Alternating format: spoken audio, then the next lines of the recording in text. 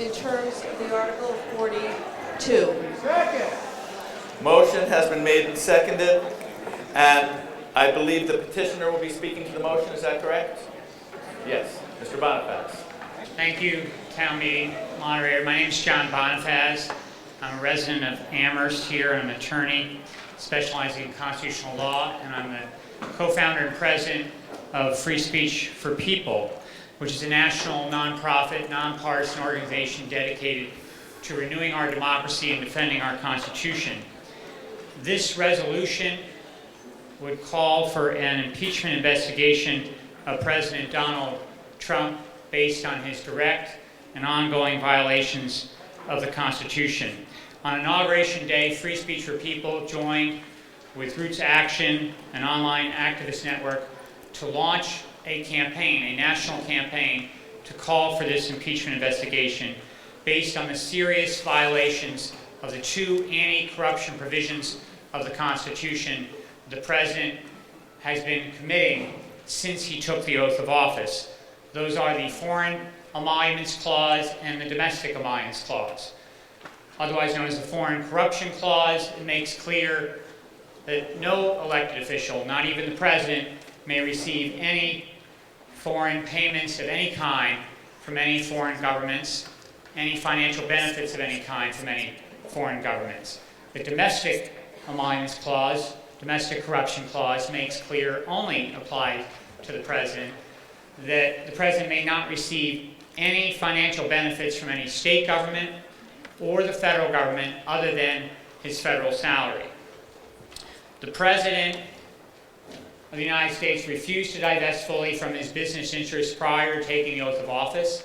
He was repeatedly warned by scholars of the Constitution that he must do that in order to comply with these two anti-corruption provisions.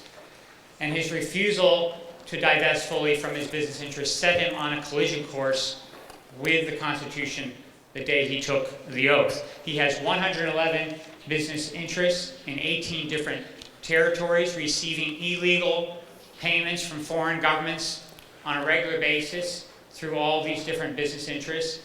He also has enormous business interests throughout the United States, which involve state subsidies and tax breaks illegally going to him through his company, the Trump Organization. We are facing a constitutional crisis. This president is openly defying the rule of law and the basic principle that no one is above the law, not even the President of the United States. And then yesterday, something else happened. The President decided abruptly to fire the director of the FBI in the midst of an ongoing criminal investigation into whether or not the President and his associates in the Trump campaign colluded with the Russian government to interfere with the 2016 presidential election. At minimum, he has engaged in impeding a criminal investigation, and at worst, he has engaged potentially in obstruction of justice, recognized as a high crime, recognized during the Watergate era as a high crime. Local communities around the nation have already joined in making this call. 8 different communities, 4 in California, Los Angeles City Council, Richmond, California, Alameda, California, and Berkeley, California, have all joined in passing this kind of resolution before you tonight.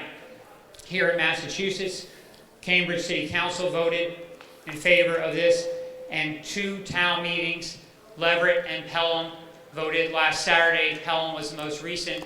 Roy Regazin, he's here tonight. He's a Pelham town meeting member, and he was the sponsor of that resolution. It passed unanimously. And Charlotte, Vermont's town meeting also has passed this. Many others are scheduled to vote in the coming weeks.